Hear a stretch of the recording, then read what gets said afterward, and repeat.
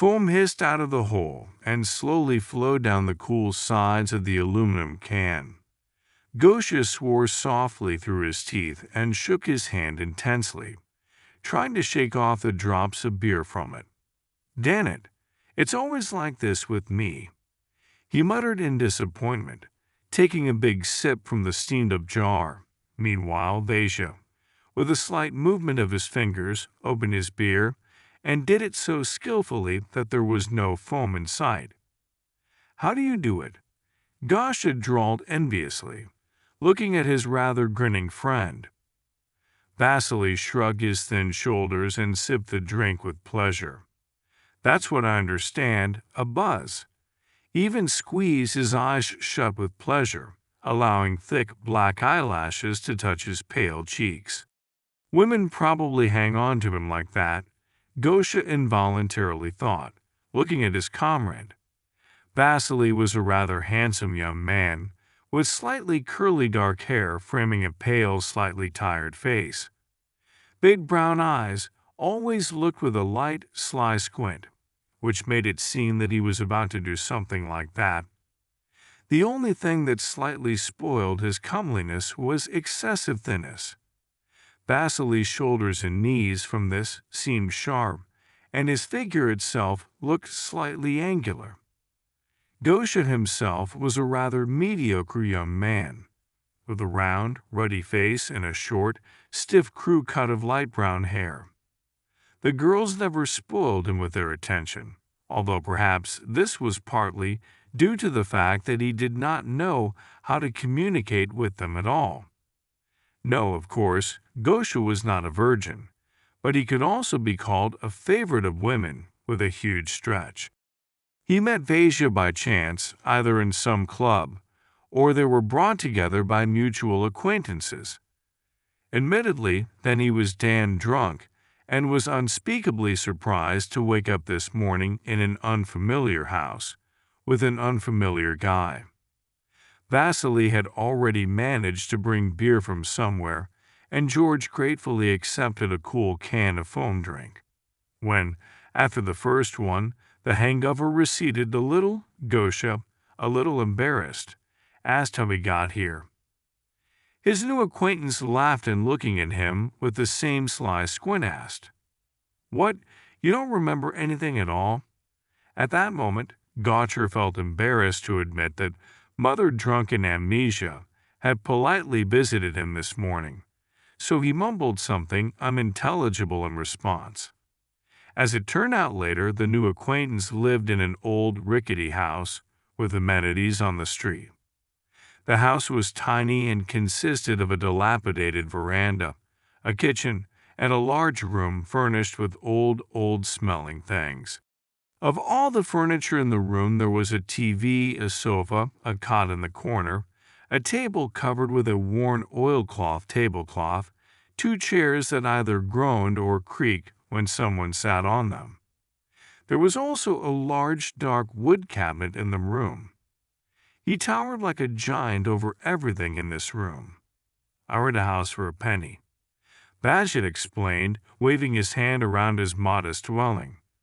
"For more, my modest finances are simply not enough." "Don't worry." Gosha smiled shyly. "Chicks like old haunted houses." Vasily laughed and finished the rest of the beer, threw it into a pile of empty aluminum cans. The sun was slowly sinking below the horizon, giving way to the evening twilight. "Do you know," Vasia opened a new jar, "I heard a funny story related to this house." Gosha leaned back in his chair, and his lips stretched out in a drunken grin. "Well, what kind of a story is this? Scary, I hope. I love horror movies." He hiccuped and giggled stupidly. Everything drunk during the day made itself felt.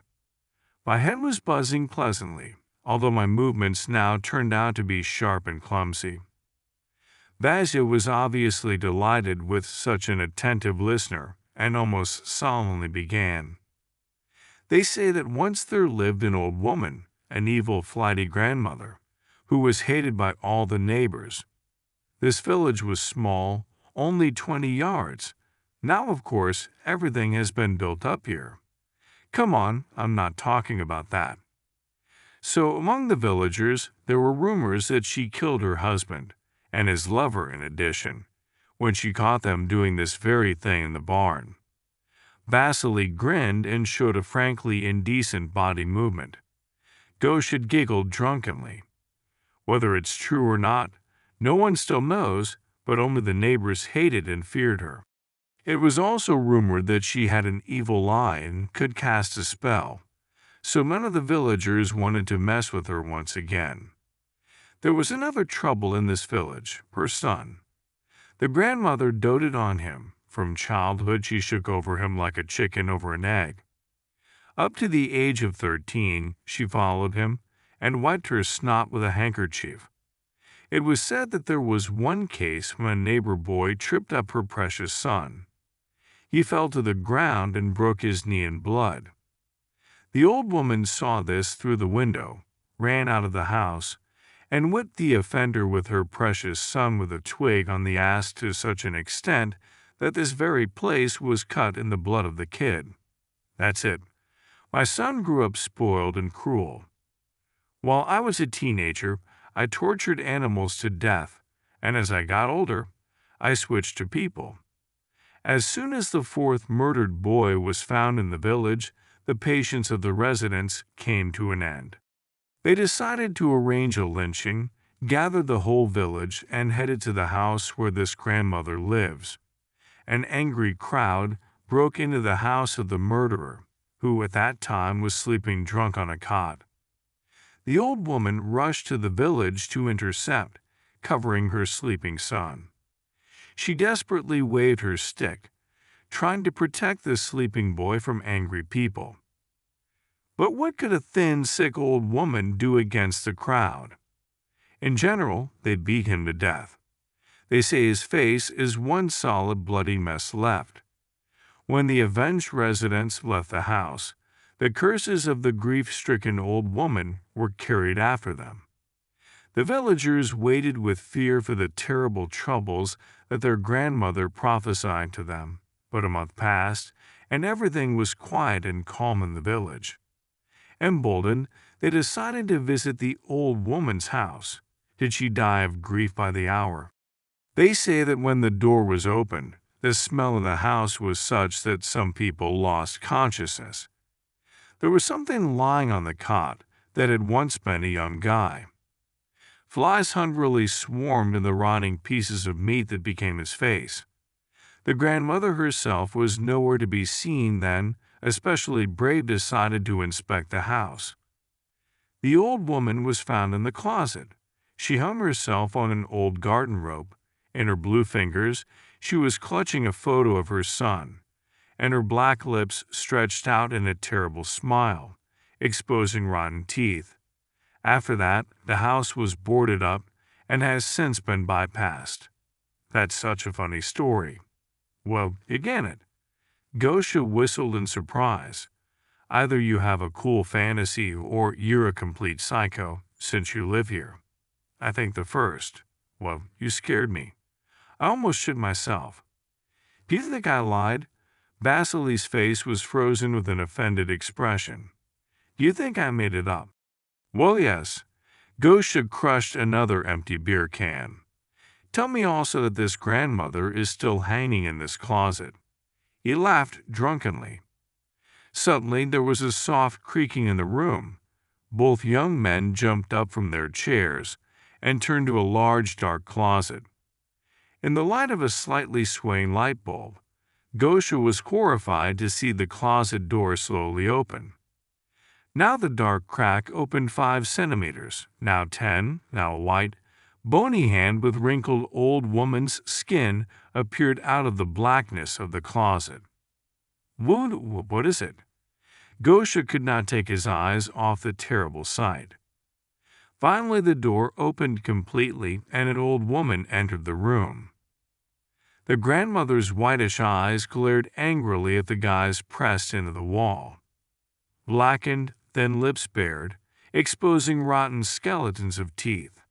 Vasia, what's going on? Gosha was seized with panic.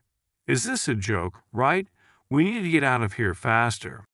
He grabbed the guy by the arm and dragged him to the exit, but he didn't budge. Turning around, Gosha saw with horror that a smile was playing on Vasily's lips. "Hey, what are you?" "Come here," Granny suddenly hissed, pointing her finger at Gosha. "You're mine. Taken, Mommy."